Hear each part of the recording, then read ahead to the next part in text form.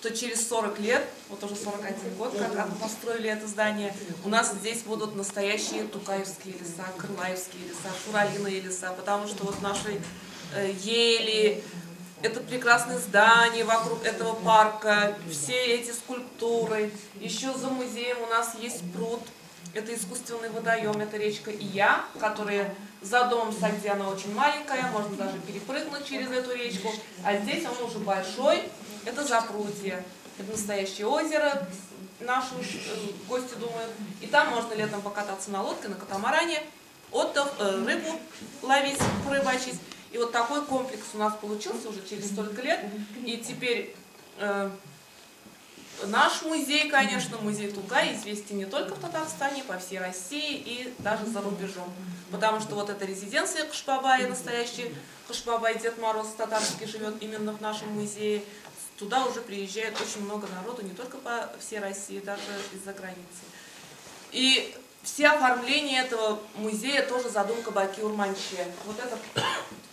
Вот эта лестница винтовая, тоже задумка Урманче, чтобы она занимала поменьше места. Все оформления в фойе, вот эти поющие на стенах, если обратите внимание, работы Урманче поющие, шурали поющие, водяные, это тоже по-своему составляет композицию нашего музея, нашего фойе. Так-то музей двухэтажный. Пока у нас, к сожалению, работает только первый этаж, потому что на втором этаже у нас арендуют резиденции Кышбабая. Там их выставки, я их вам покажу. А так-то в обычное время у нас тоже там работает художников наших и фотовыставки работают, выставочные залы. На первом этаже первый зал это детство Тукая, второй зал у нас уральский период, и третий зал это Казань. В четвертом зале у нас мы показываем фильмы для детей. Это обычный фильм «Карлай» и мультфильмы на татарском языке для детей по произведениям тоже Габдуллы Тукая. В парке вас встретили скульптурой. Обратили внимание, нет? Все уже замерзли, может, и не обратили внимания. Скульптурой работы молодого скульптора Фаниля Валиуллина. Он из Бутасинского района, закончил Сурикское училище. Это его дипломная работа. Кстати, они уже стоят тоже 6 лет. Большой памятник Тукаю – это работа тоже по проекту Баки Идрисовича Урманче. Сделан вот этот памятник, который вас встретил. И за музеем еще круг сделайте. Деревянные шурали под укрытием, тоже самые последние работы Баки Идрисовича Урманче. Эти деревья он срубил в нашем лесу, в Карлайских лесах, и сам вот сидел в здании старой школы, мастерил из них шурали вот эти и поставил в парке музея. Они раньше стояли вот в этом проходе, потом уже их поменяли места и поставили под укрытием, чтобы они не сгнили. Там уже и реставрация была много раз, но все равно вот это... Здесь уже живет, мы говорим, дух Тукая и параллельно вот это дух Баки Идрисовича Урманче. Потому что про Урманче, кроме нас, наверное, столько много никто не говорит даже в самом его музее, потому что там столько народу и не бывает, наверное. Давайте теперь пройдем в первый зал. Пожалуйста. Тукай родился не в Карлае, вы это уже поняли, наверное. И в Карлае он жил только у приемных родителей, но несмотря на это у нас был построен вот такой прекрасный комплекс. В поэме Шурале Тукай пишет: «Есть аул вблизи Казани по названию Карлай. Даже куры в том Карлае петь умеют, дивный край. Хотя родом не оттуда, но любовь к нему хранил. На земле его работал, сеял, жал и баранил», пишет великий поэт. И вот по этой причине более 40 лет в нашем селе Новый Карлай работает такой прекрасный музей. Родился Тукай, Габдулла Тукай в Кушлауче, в семье Муллы. Вот вид деревни Кушлауч. Кстати, в Кушлауче, как наш филиал, тоже работает музей Габдуллы Тукая. Это Сарска в сторону Одни, 25 километров. Вот вы на гору поднимались, когда приехали в Арск, пока не заехали. И вот внизу горы, там, когда едешь уже с Казани, налево дорога проезжает. Вот по той дороге. Одна Однинская дорога считается, но Арский район. Тоже в Арске. Тоже в Арске. Это уже родина, действительно, он там родился, но там музей попроще уже, трехсторонний, бревенчатый, дом Муллы. Почему дом Муллы? Отец Тукая был законным Муллой.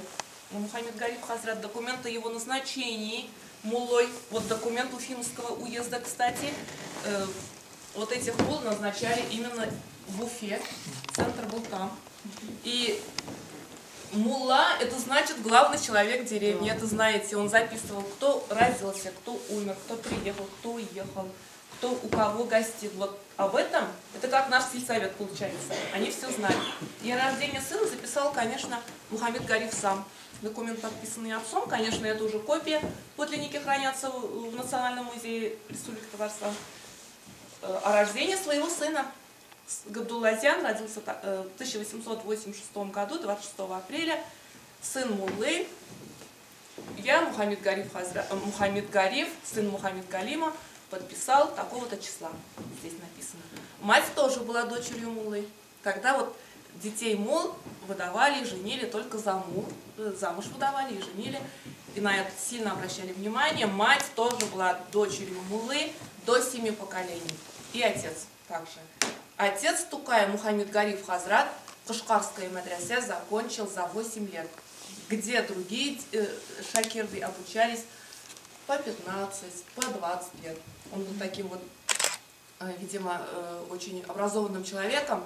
И уже ему было 22 года, в этом возрасте он вернулся в Кушлауч на место отца. Отец был слепым, законным муллой. А мать была дочерью муллы из деревни Учили. Вот обратно поедете, с правой стороны там остается указание деревни Учили. От нас только 8 километров вот с той деревни. Зинатулла Хазрат. И мама умела читать и писать. Мама очень красиво пела. И если вы что-то читали о Тукае, может, слышали, Тукай тоже очень красиво пел. У него был хороший голос. И мама тоже даже слагала стихи. И дедушка Зинатулла Хазрат тоже слагал стихи, баиты, когда даже вот дочка умерла. Может, Тукай именно пошел по стопам матери. Семья жила хорошо и счастливо, но отец, уже когда ребенку было всего 4,5 месяца, уже умирает отец, Мухаммед Гариф Хазрат. Мать остается одна. В Кушлауче, в доме свекрови, свекра, там были уже другие дети женатые, она не могла там оставаться. Она возвращается к своему отцу в Учили, в дом Зинатуллы Хазрата. Но там родная бабушка, родная мама тоже умерла. Дедушка, отец женат второй раз. У второй жены здесь родились ее 6 детей. Там она тоже оказалась лишним ртом. Даже мама, не только Габдулла. И вот тогда уже отец решил выдать ее замуж. Балтасинский район, деревня Сосна-Починок. Ей было где-то 25 лет. А тому мулле, тоже за муллу выдают замуж, было 69 лет. Его звали Шакир Мулла. Это Балтасинский район, деревня Сосна-Починок. И даже ребенка маленького привезти с собой этот мулла не разрешил. И она была вынуждена оставить, не в Училях она могла оставить этого ребенка, оставила в Кушлауче, у старушки Шарифя. Это совершенно чужая старушка, которая жила одна, и за сток сена для ее козы она должна была ухаживать за ребенком 1 год. И воспитанием ребенка эта Шарифя, конечно, не занималась. Она смотрела лишь бы, чтобы ребенок не умер с голоду. Ребенок зимой по вечерам вот в такой холод мог выйти за дверь на сене, там простоять, пока ноги не примерзали к полу. Может быть, даже болезнь легких он прихватил уже именно в это время. Через 9 месяцев мама привыкла. И муж уже разрешил привести ребенка, но через год, когда ребенку было всего 3 года и 8 месяцев, умирает и мать в Балтасях. Отец похоронен в Кушлауче, мама похоронена в Балтасинском районе, деревне Сосна-Починок.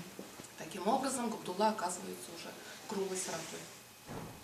С 4-летнего возраста примерно начинаются его скитания с одной семьи в другую, с одного села в другое село, с одного города в другой город. Детских домов не было, и совершенно чужие люди просто чужих детей брали к себе на воспитание. Первым делом, конечно, в Балтасях родственников не было, в Кушлауче тоже бабушка и дедушка умерли, отправили в Учили. Сначала к дедушке Зинатуллы или Хазрату. Хотя даже была не родная бабушка. А дяди же там были, дяди? Дяди, вот сейчас, потом я все по порядку скажу. Родословная Габдуллы Тукая, это научная работа научных институтов. Это везде в интернете есть. А вот мы сами сделали родословную Сади Салихова, где вы побывали. Вот здесь уже наглядно покажу, там просто рассказывали вам. В 6-летнем возрасте Габдуллу привезли в наше село. Его усыновил Сади Салихов. Их было 2 брата, Сардаттин и Сайфеттин. У Сади жена Зухапа. И у него было только 2 сыновей. ой, дочерей, извиняюсь. Да, две дочери. И очень хотел сына, мужчину. Сын так и не родился. И вот тогда уже решил усыновить Габдуллу, потому что учили от нас недалеко, только 8 километров. Привез его в 6-летнем возрасте, в конце мая, начале июня в нашу деревню Кырлай. Думал, мужчина будет помощником. И еще за мужчин давали только землю, именную землю, и манажили. И женщинам землю не делили, но землю делили раз в 15 лет. За Габдуллу, конечно, землю Сагди Салихов не получил. Тукай у нас жил 2,5 года. Зато Бог их по-своему отблагодарил. Родился долгожданный сын Садраттин. Тогда Сагди Абзы было уже 56 лет, когда родился вот этот сын. И, к сожалению, дочери умерли молодыми. Одной было 13 лет, другой было 15 лет, когда она умерла. И одна дочь тоже умерла от туберкулеза. Тоже есть об этом воспоминания. Сын Садраттин ушел в армию, попал на гражданскую войну и там погиб. Поэтому род Сагди Салихова напрямую не продолжается. Там у нас дом-музей, вы видели. А вот род брата Сайфеддина продолжается до сих пор. Его внучки. Внук Бакуява погиб на войне, а вот внучки Аминапа, Наримапа, их дети, внуки, праправнуки, у них такой большой род. Ирик и Раушан у нас живут в Кырлае, работают здесь. Кто-то живет в Казани, в Арске, в Нижнекамске, даже в Сибири. Там кто-то живет. Когда у нас была презентация этой родословной, они все были у нас в гостях, побывали. Детская коляска тех времен. Вот это настоящая вещь. Ну, конечно, не тукаевская. Тукаевских вещей у нас очень мало. Я вам эти вещи конкретно покажу, скажу. Вот это его вещи. Не зря поставлено. Летом в деревнях, это во всех народов, все работали на поле. В деревнях оставались только старики и маленькие дети. А у татар именно новорожденных детей никогда дома не оставляли. И Зухрапа с Сагди Абзой работали на поле, брали маленького Садраттина с собой, а Габдулла должен был сидеть рядом с этой коляской и ухаживать за братиком. Вот поэтому поставлена эта коляска здесь. Буалар Басса. Она очень интересная тоже. Работы Магдалены Мавровской про Кушлауч. Дом, где родился Тукай, окрестности дома Родник Тукая, это все находится в Кушлауче. Учебники тех времен, по которым дети обучались в медресе. В первый год обучения, это 1 класс по-нашему, они выучивали книгу «Условия веры» имам Шахта. Сначала выучивали алфавит арабский, писали тогда арабской графикой на татарском языке, Элиф Питиси, а потом уже вот эту книгу выучивали. Вот 1 класс так и проходил. В Училях Тукай живет, вот в этом доме, дом дедушки Зинатуллы Хазрата. Мечеть деревни Учили. К сожалению, в Училях у нас пока ничего нет. У нас музеи есть в Уральске, в Казани, в Козлаеве, в Кушлауч. 4 музея работают. И семья дедушки Зинатуллы Хазрата. Бабушка неродная, 6 детей у неродной бабушки. И Тукай пишет: среди 6 голубят у бабушки я был как один колчонок. Меня здесь никто не любил, никто не уважал, но только старшая дочь неродной бабушки, тетя Сажида, вот самая любимая тетя Тукая, это тетя Сажида, которая ухаживала за ним, которая прятала свои куски хлеба, куски сахара и угощала этими спрятанной едой своего братика. Вот именно вот эта тетя Сажида, и Тукай пишет, она осталась в моем памяти как белокрылый ангел. Именно вот об этой тете. Она выходит потом замуж в Атнинский район. Они переехали с семьей в Зеленодольский район. Она жила в деревне Айша, похоронена в деревне Бящек. И когда Тукай уже взрослым вернулся в Казань, она даже навещала молодого поэта, приезжала в город Казань навещать своего братика. Были тяжелые времена, несмотря на то, что дедушка был муллой, он даже ходил по деревням, собирал милостыню, куски хлеба для молодежи, что дети, вот эти внуки, свои дети не умерли с голоду. И тогда, наверное, он уже решился отправить родного внука на воспитание в город Казань. И уже 4-летнего внука Габдуллу, как-то он договорился, посадил к ямщику, который проезжал через Училе в Казань. Тогда не через Арсак ездили в Казань, а через Училе как-то выезжали в Куркачи, а оттуда уже в Казань выезжали. Вот этот ямщик должен был привезти Габдуллу в Сенной базар и там отдать тем родителям, которые должны были его усыновить.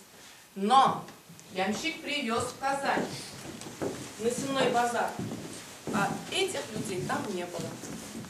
И тогда он целый день ходил, кричал: даю на воспитание ребенка, кто возьмет.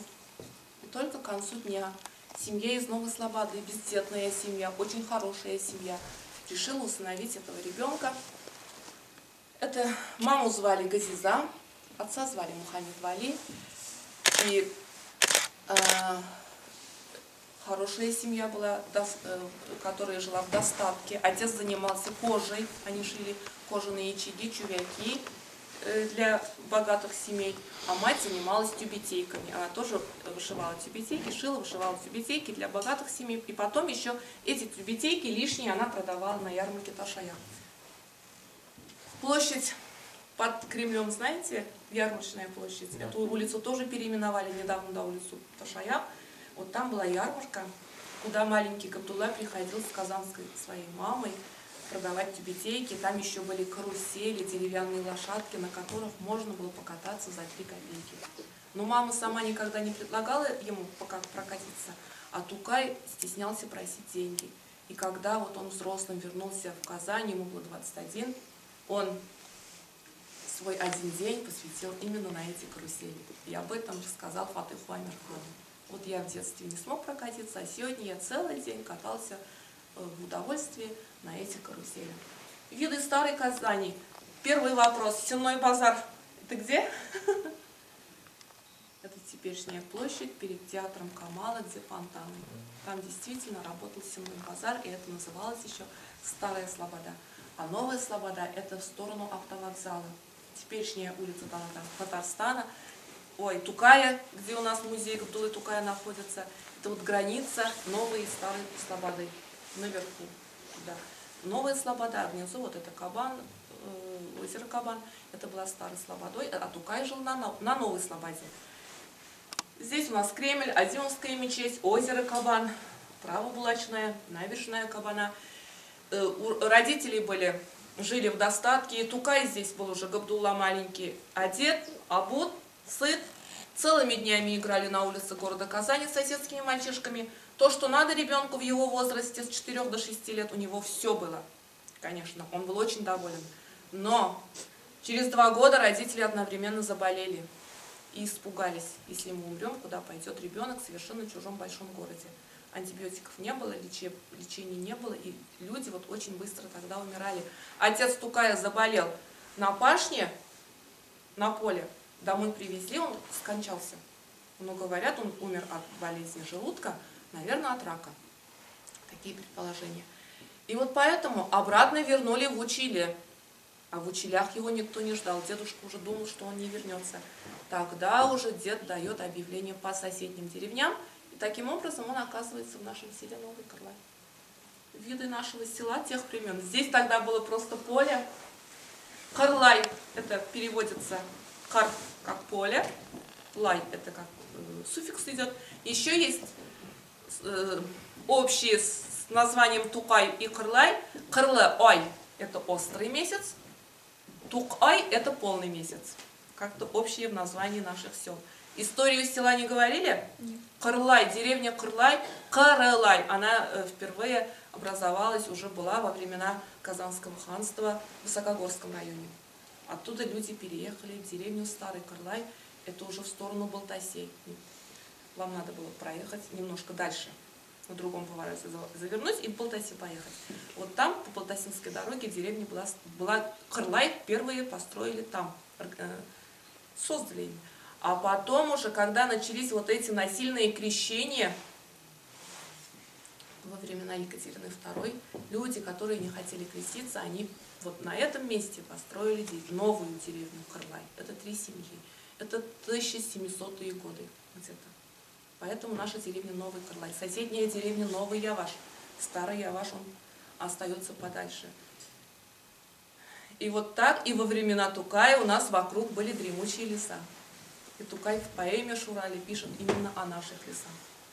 Но во время войны этот весь лес уже срубили. Лес начинается в ту сторону. Не откуда вы приехали, не тот, вот в ту сторону уже, за музеем. Через 1,5 километра этот лес соединяется с Балтасинским лесом, Кировскими лесами. На тайгу уходят, там конца и краю нет. Хотите увидеть Шурали, можете туда поехать, поискать. У нас еще гостиница как-то организовала такие туры, и они туда ходили, какое-то мероприятие вели, провожали, но не знаю, давно уже, по-моему, это не существует. Документ о рождении сына Садраттина, документ о смерти одной из дочерей. Вот тоже эта копия документов сохранились. Что такое сельский труд, Тукай узнает именно в нашем селе. Это работа Аминова на пашне, как сеют, как пашут, как всю эту землю обрабатывают, он узнал у нас. И Фейзрахман Аминов, сам пермский татарин, всю жизнь жил в Санкт-Петербурге, закончил Высший художественный институт в Петербурге. И очень много у него работ, несмотря на это, посвящено жизни и творчеству Тукая. В нашем музее очень много работ Фейзрахмана Аминова, даже в 4-м зале они хранятся. И у нас все картины, подлинники, мы это можем гордо сказать, у нас все картины, это не копии, это все настоящие подлинники, которые нам дарили при открытии нашего музея. Теперь, конечно же, не дали бы. Дом Сагди, знаете, школа, где он обучался, Кырлай в первый же год Габдуллу отдают в школу, он учится у Абстая, это жена Муллы, которая обучала девочек только, но в первый год и мальчишек, и девочек отдавали к ней. Она давала арабский алфавит и вот книгу «Условия веры». На следующий год их делили. Мальчишек отправляли в медресе. Мечеть двухэтажная, на первом этаже работала мальчишская медресе, это начальная школа 3-летняя.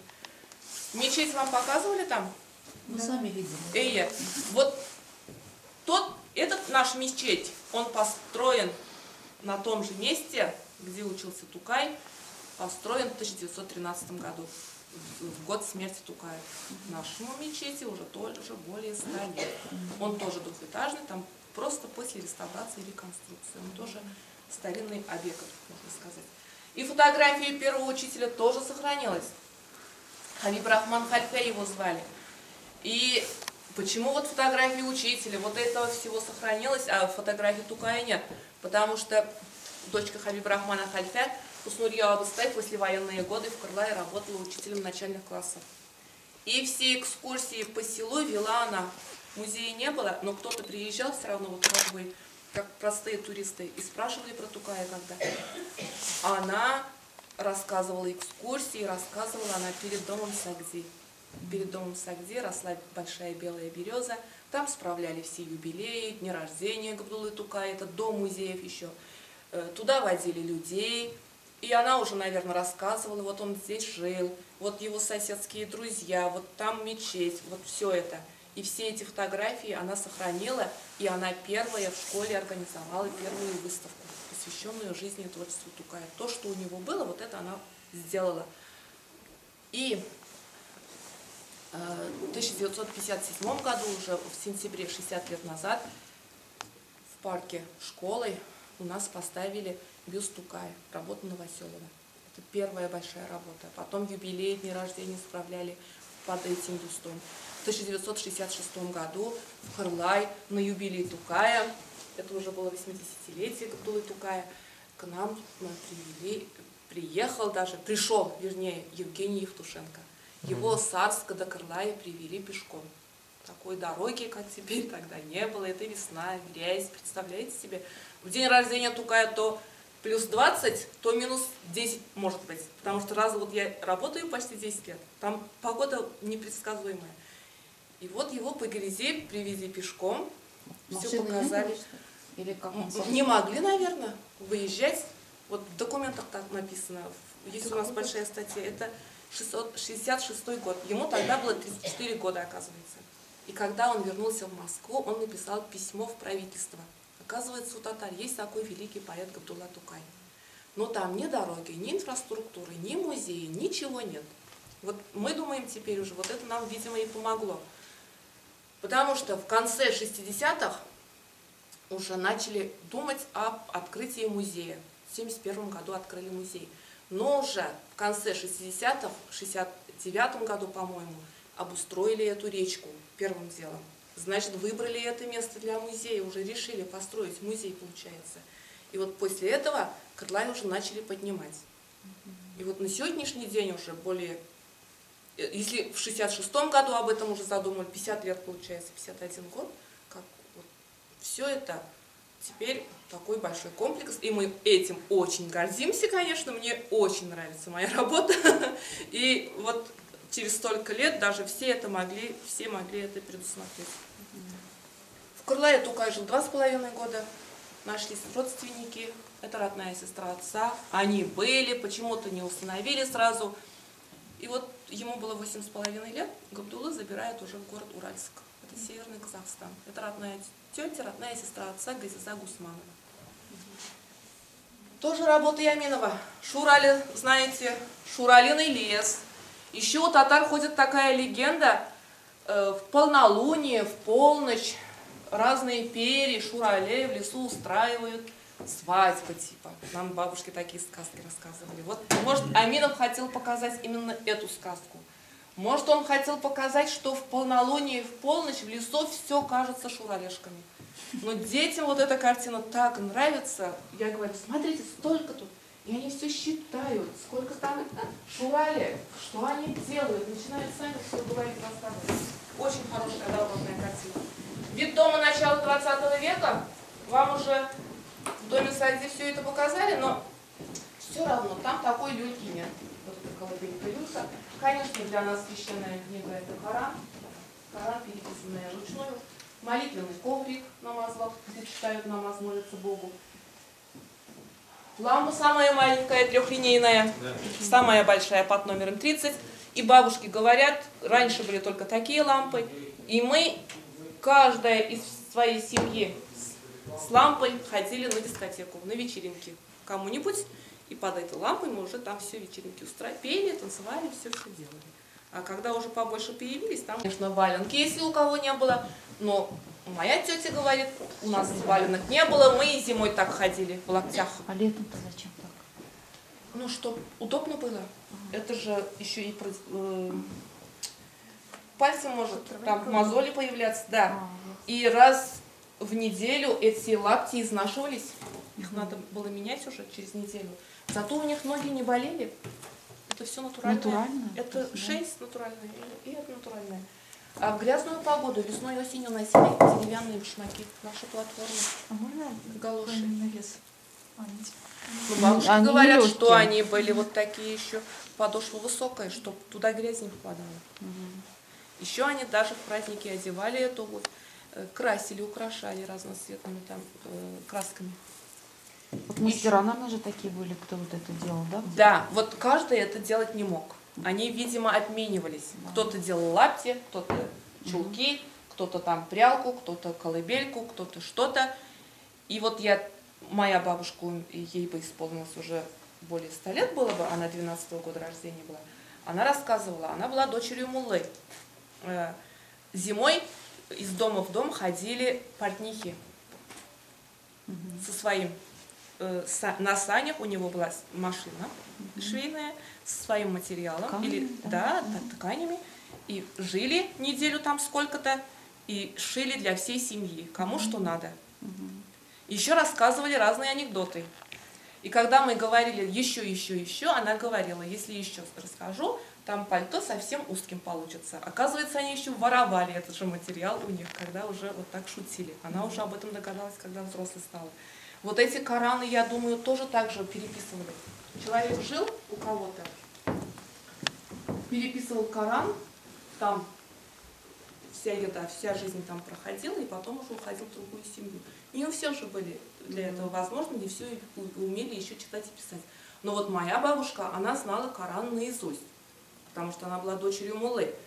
А дедушка у меня не так много, наверное, учился, но когда уже была вот эта демократия, дед стал в деревне муллой.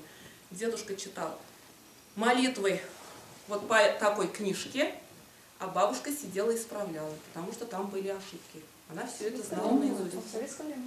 Нет, 1895 года Габдулла оказывается в городе Уральске. это северный Казахстан. В старину город назывался город Яицк. Яицкие казаки. Слышали, наверное? Очень большой промышленный город, рядом с Оренбургом. И в этом городе была усадьба Пушкина. К столетию Пушкина там открывали сад Пушкина. Здесь жили, были дома у очень богатых людей. И у Тукая тетя тоже была замужем не за бедного. У нее муж был купцом. Газета Гусманова. Нет, это просто вот, да, вот это ее дом. И здесь Тукай еще знакомится со своей родной сестрой, сводной сестрой, вернее. Отец Габдуллы Тукая был женат дважды. С первой женой он прожил 13 лет. Когда первая жена умерла, женился на матери Габдуллы. Матери было 19, ему было 42. И вот эта дочь от первого брака, она уже нашла пристанище в доме Газизы Гусмановой и Гляскара Гусманова. И Тукай здесь знакомится с ней. И ему казалось, что родная сестра любит его и ухаживает за ним именно как родная мама.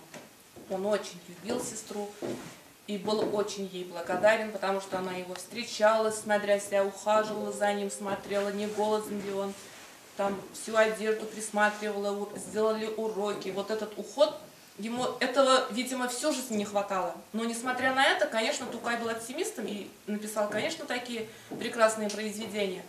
И вот в знак благодарности уже взрослый Тукай дарит своей сестре вот эти шкатулки, бусы и калфак. Вот единственные вещи, которые побывали на руках Габдуллы Тукая и хранятся в нашем музее. Вот это подлинники вещей.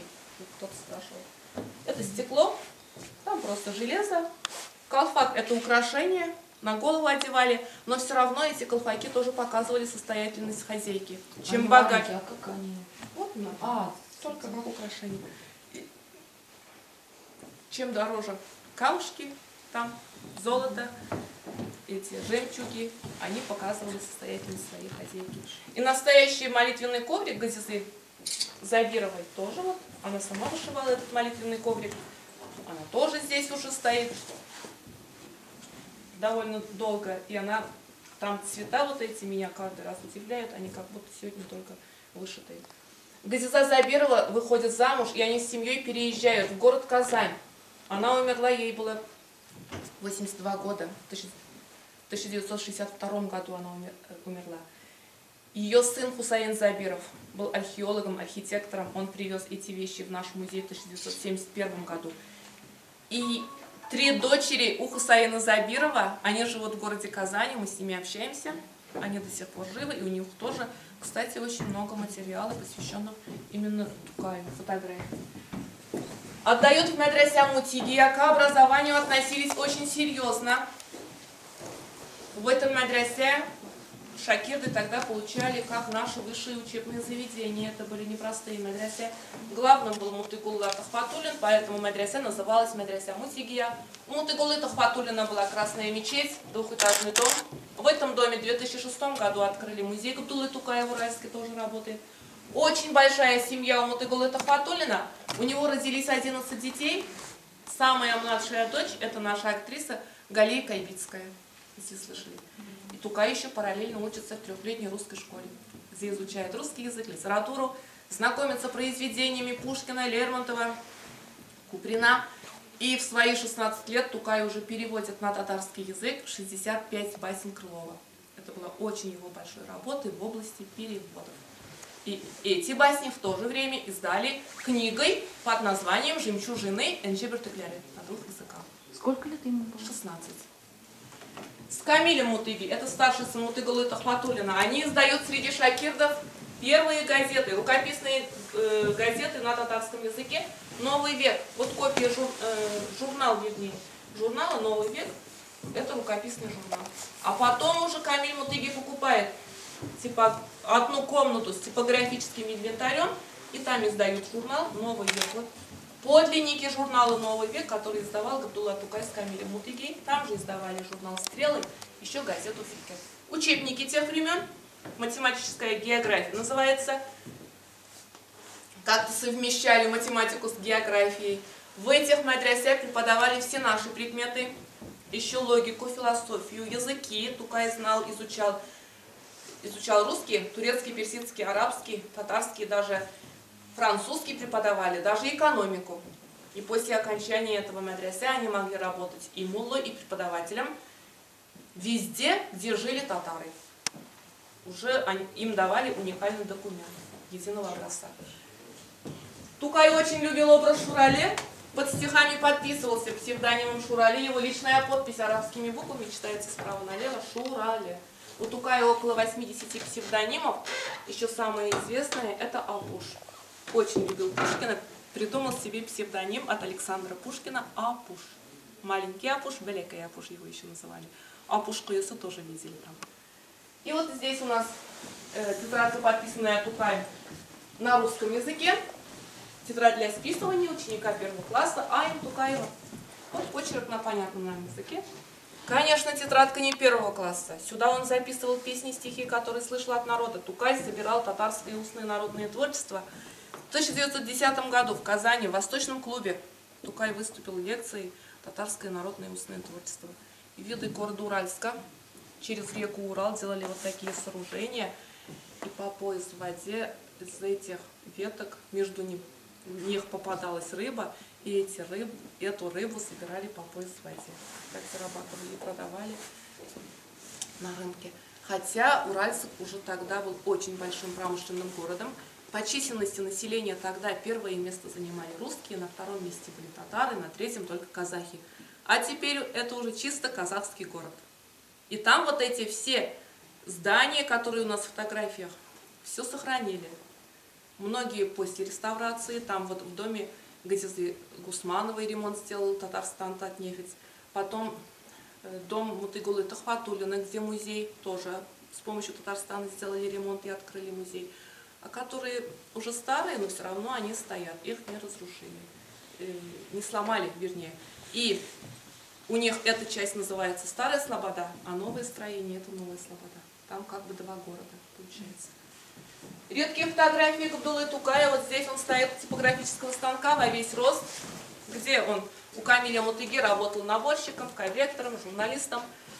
Корректор исправлял ошибки, наборщик набирал буквы, я вам сейчас покажу.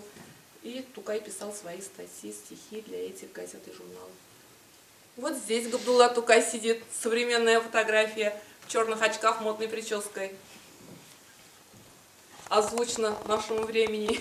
У нас тоже теперь носят такую прическу и очки даже, да. Наверху еще он сидит с Габдуллой Кариевым. Еще один подпись Тукая, где он подписывается, а Тукаев 100 рублей. С Камилем Мутыги они хотели издавать еще одну газету «Новая жизнь». И Тукай внес свои 100 рублей. Тогда это были очень большие деньги. Мы же смеемся.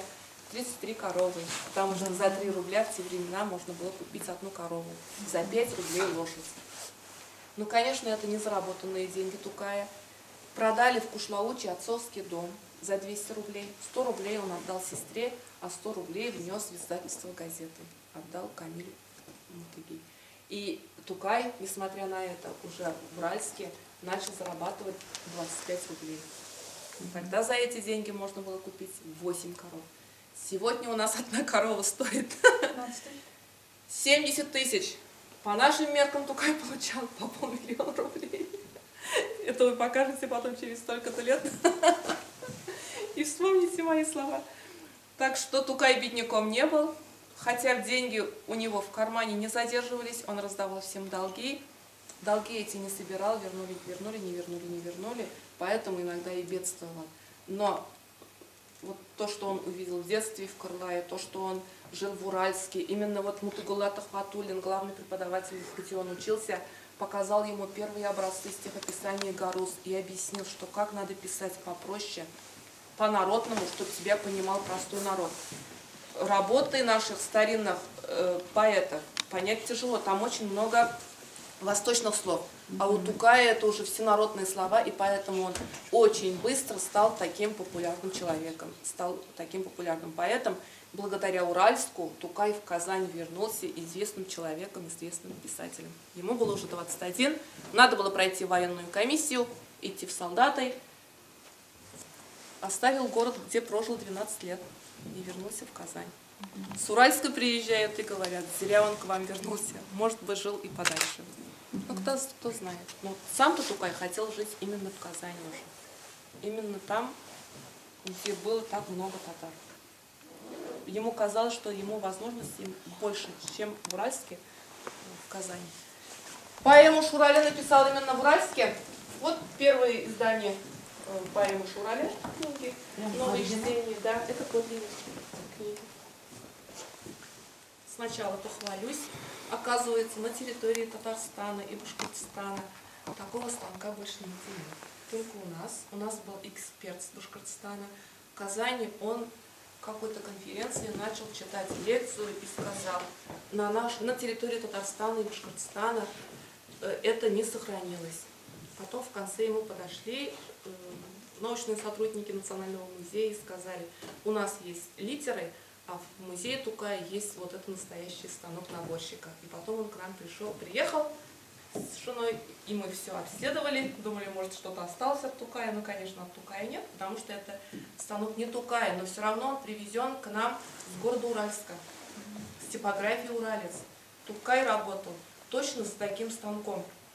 И это, конечно, уникально. С чего начать? Вот здесь у нас буквы, литеры. Да. Можете подержать даже. Вот на кончике только буквы.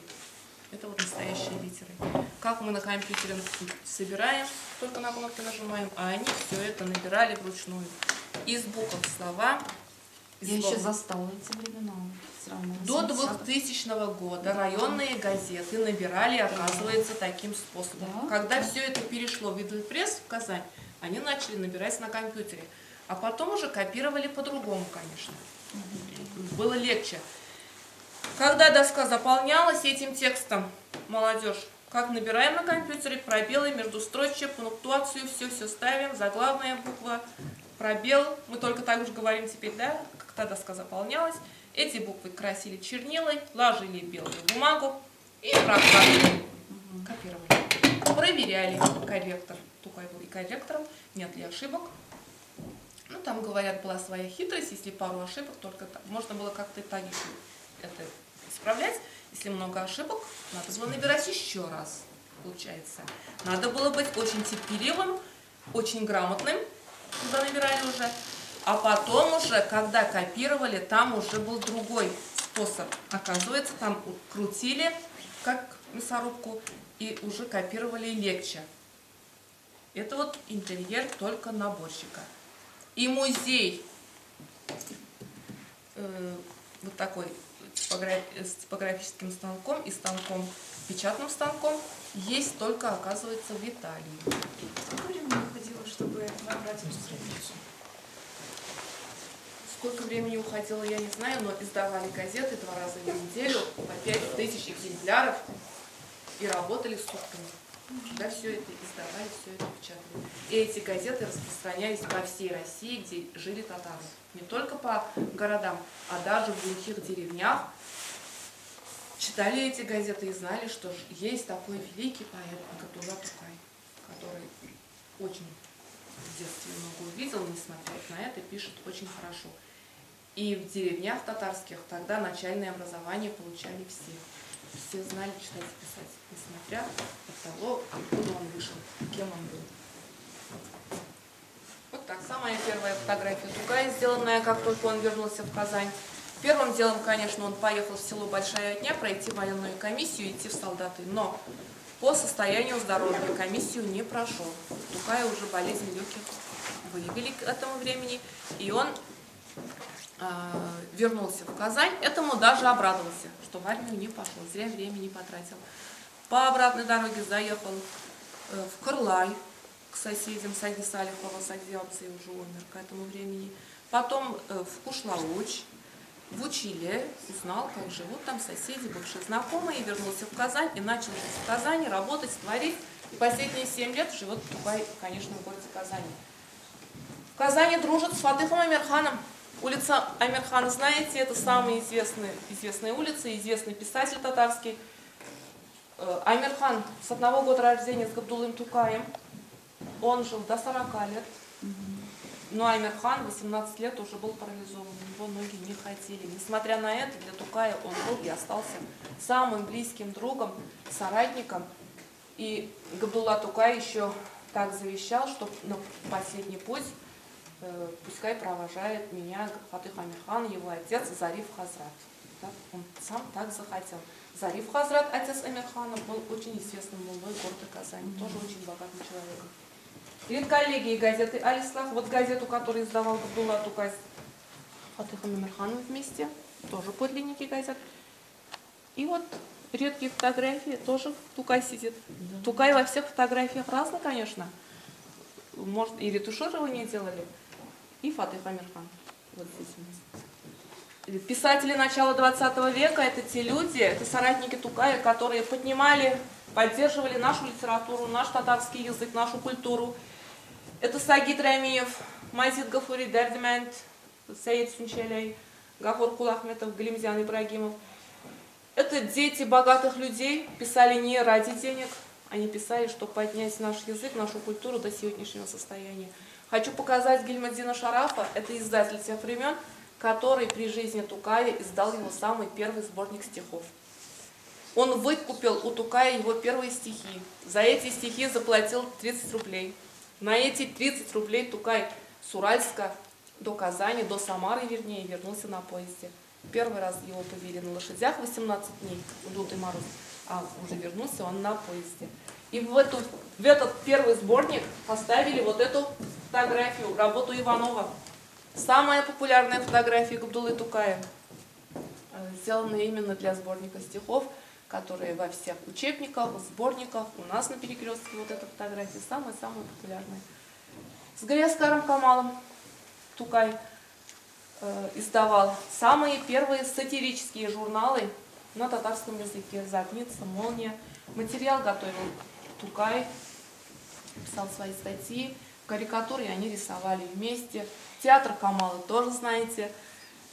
Галиаскар Камал из своих спектаклей писал пьесы, был драматургом, ставил эти спектакли режиссером, играл сам там. И даже декорации он всегда рисовал сам.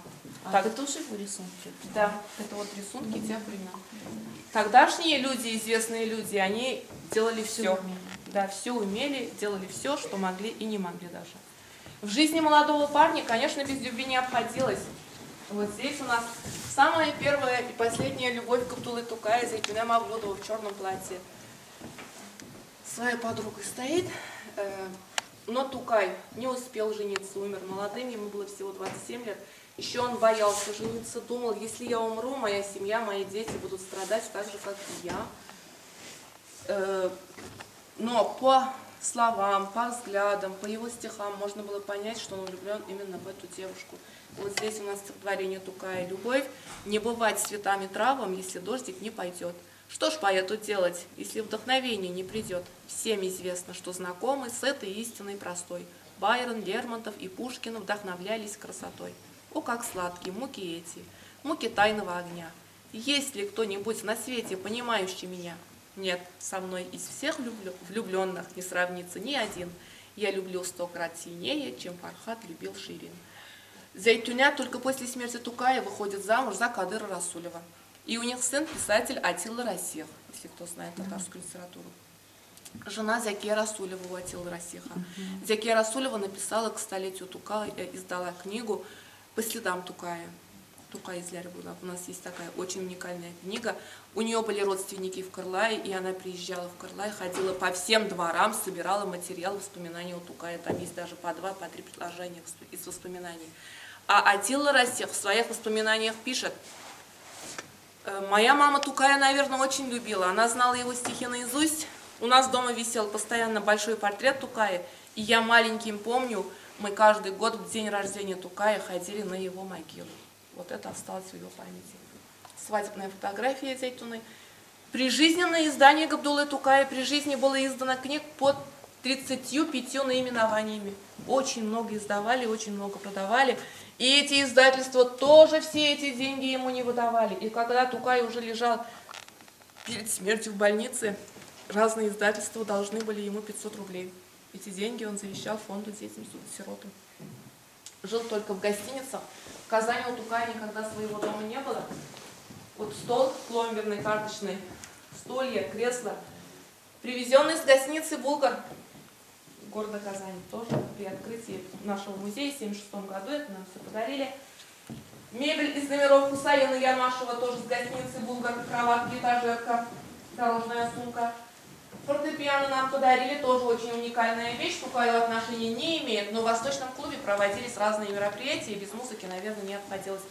Фортепиано, купленное в 1911 году, германское, сделанное в городе Лейпциг, там была фабрика музыкальных инструментов. Это у нас польская, тогда тоже очень ценились вот эти импортные вещи. И вот с города Лейпциг у нас в доме Бая это физгармония. Там фабрика одна и та же. Волжская, которая с Кореевым организовали вот эту труппу «Саяр». До Волжской мужские роли, женские роли играли мужчины. Вот посмотрите, пожалуйста.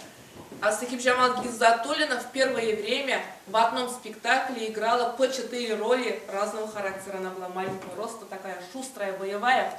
Отделилась от труппы «Саяр». Организовала труппу «Нур», которая сегодня работает в Башкортостане. До сих пор под названием «Нур». И здесь у нас ее личные вещи поставлены. Колфак, образцы вышивки. Тукай болеет. В 1910 году он уже болен. Вот на этой фотографии в черном костюме он болеет. У него болезнь легких, туберкулез. Тогда легкие лечили только кумысом.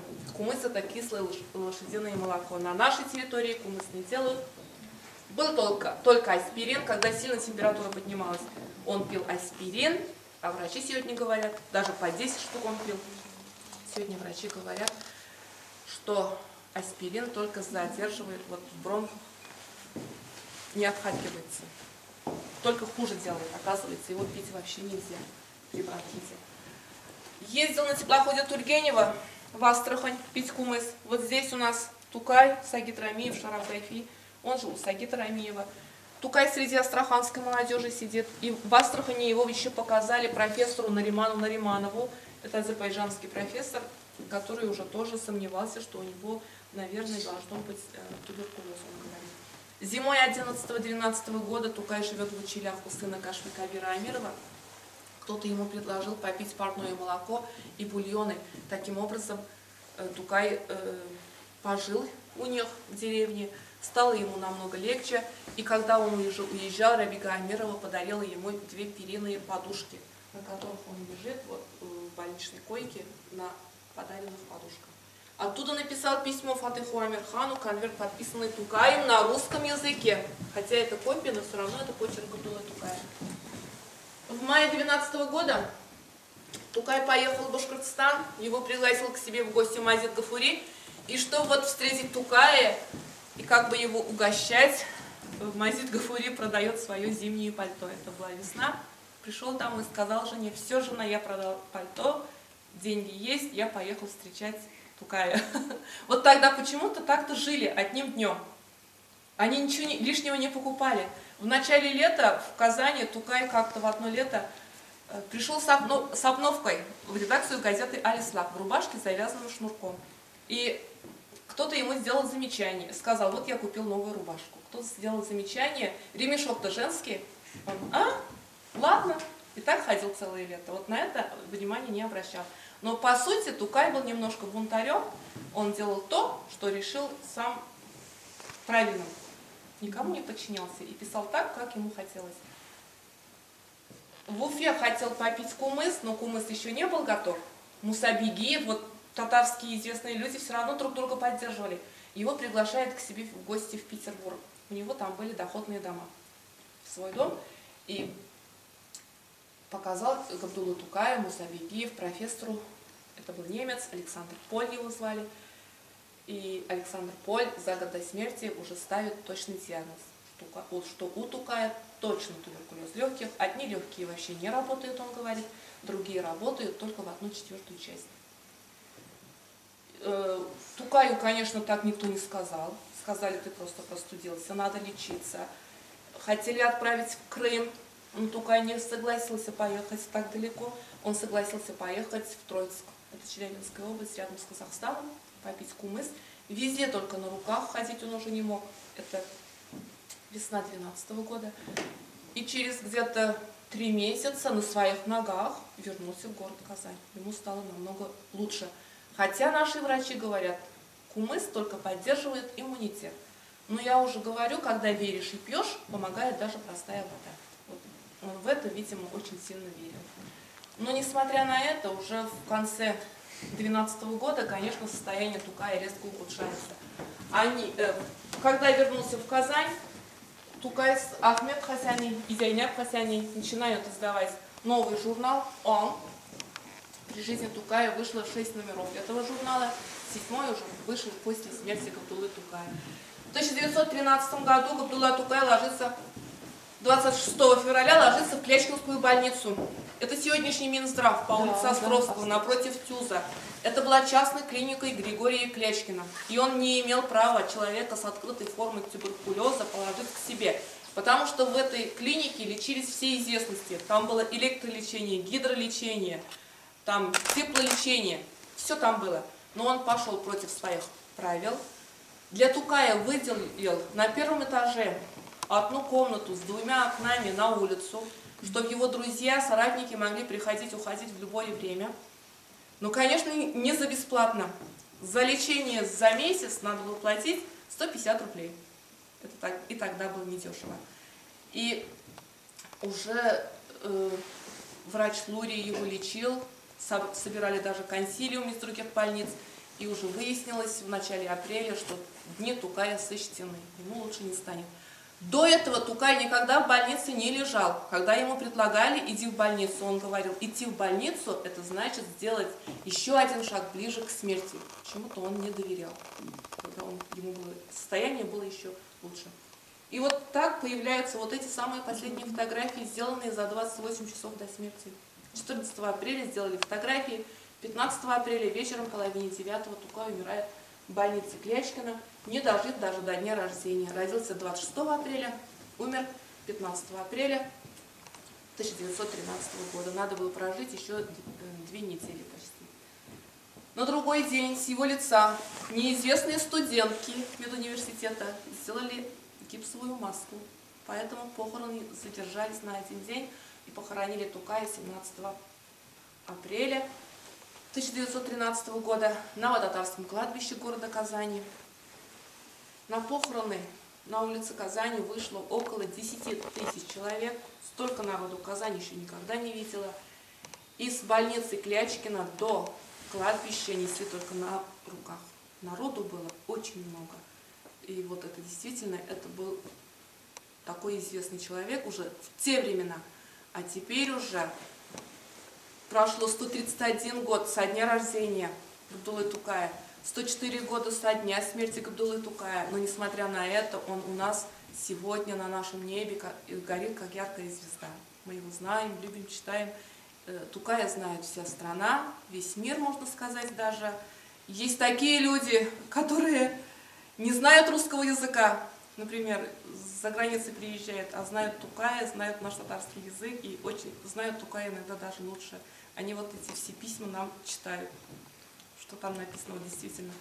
И Тукай, если мы будем знать Тукая, то наш татарский народ, я думаю, никуда не исчезнет, он будет жить и дальше. Спасибо за внимание. Спасибо большое.